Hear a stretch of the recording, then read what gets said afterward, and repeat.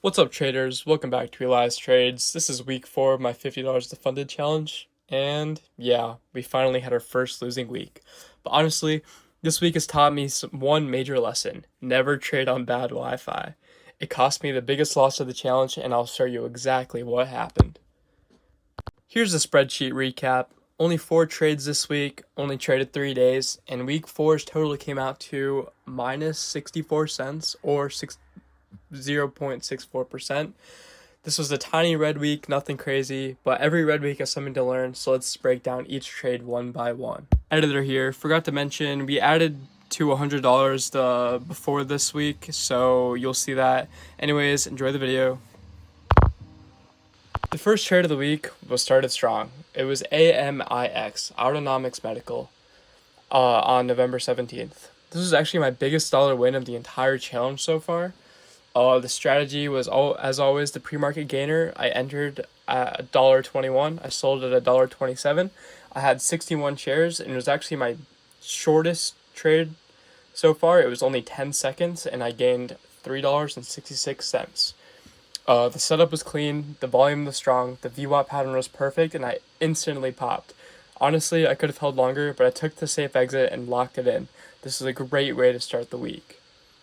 The second trade of the week was CANF, CANF Biopharma. So yeah, this one kind of hurt.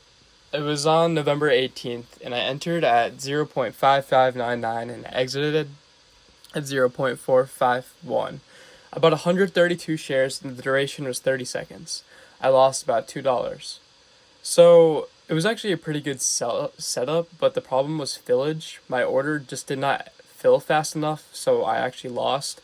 But I also only, I don't know. It was a rough trade. I feel like I should have held longer, but how are you supposed to know that it's just going to go up the next couple candles?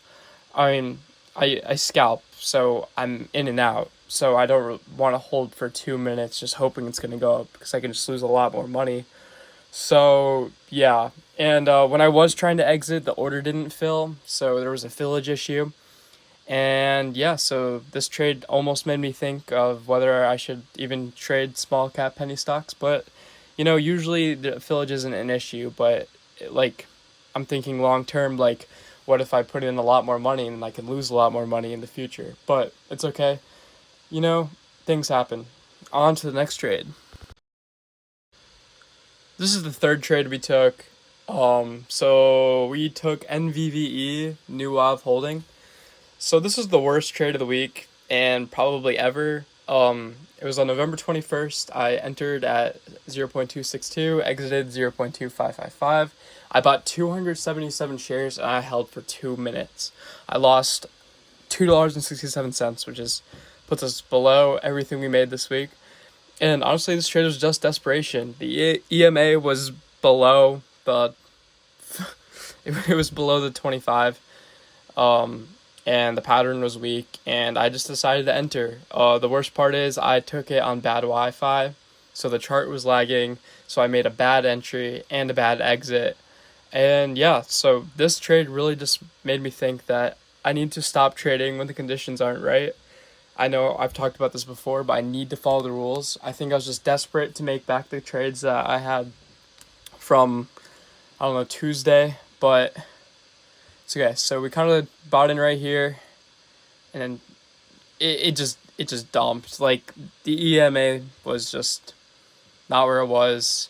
I mean, it barely hit the RSI and VWAP, and I don't know, but yeah. So we sold like when it kind of went up a little bit, but it was still a pretty big loss. It was just desperation, and that's not what you want to do. On to the final trade, which is also a pretty rough one. So the last trade was IVDA, IVDA Solutions. Also on November 21st. It was a revenge trade from the big loss we just had, which is really, really bad. Never revenge trade, guys.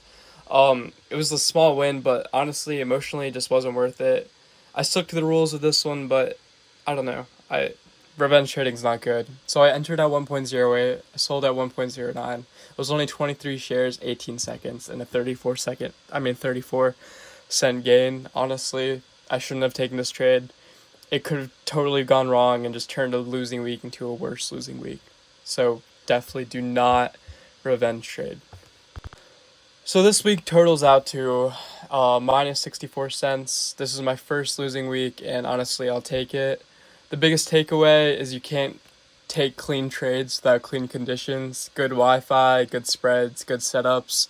The first trade of the week, AMIX, was perfect. The 2 losses were 100% avoidable.